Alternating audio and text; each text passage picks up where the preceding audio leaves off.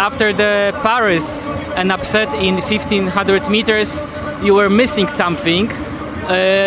You think that with this amazing world record now, you fill this gap? No. And we have a question from our online journalist as well. Your 3000 world record was brilliant, Jakob. And what was the toughest part of the race?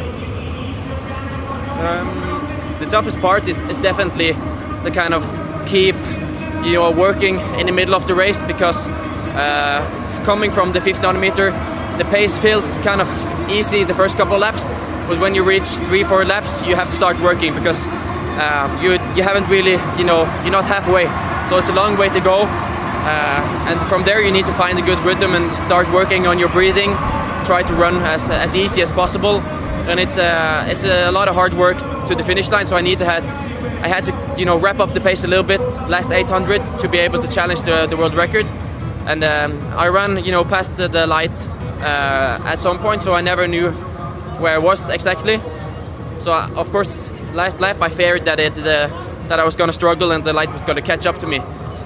Crossing the finish line and seeing my time, it's a big feeling of relief, and very happy to be able to perform at that level.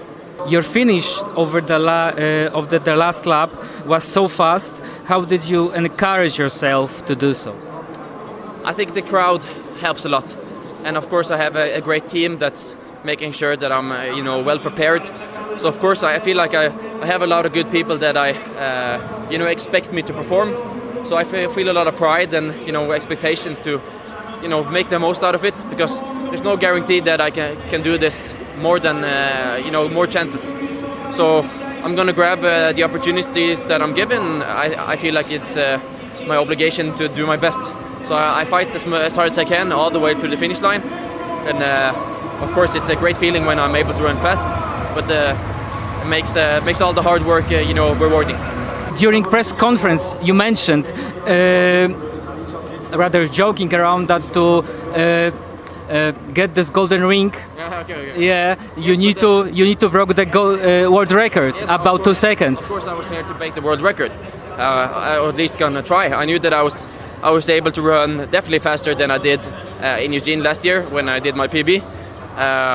But as I mentioned, it's very difficult to tell, because I never really see it in training.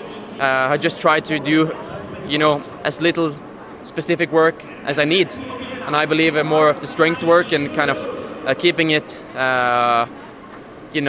being able to do so for a long period of time.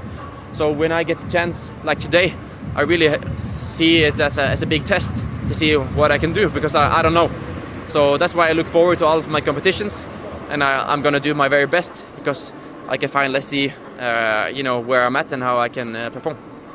Usually athletes train for the Olympics, and this is their peak, but the post-season is, in your case, very impressive. What we can expect from you in the final in Brussels? Of course I'm going to try to do my best, but of course it's still important to keep the work going and do all the things that is needed in between. But for me, it's I try to have my biggest peak, into the biggest championship, which is obviously the main goal of the season. But I tend to do a lot of good work going into that championship, and I can kind of bring that with me for the next 3 or 4 weeks after the championship, because then it's kind of just making the most out of it, and it's because I do so much work before the big championship. So it's like it's a fear of not doing enough going into the big championships, but then after you see, okay, I actually have a very good fundamental, and I can take advantage of that now.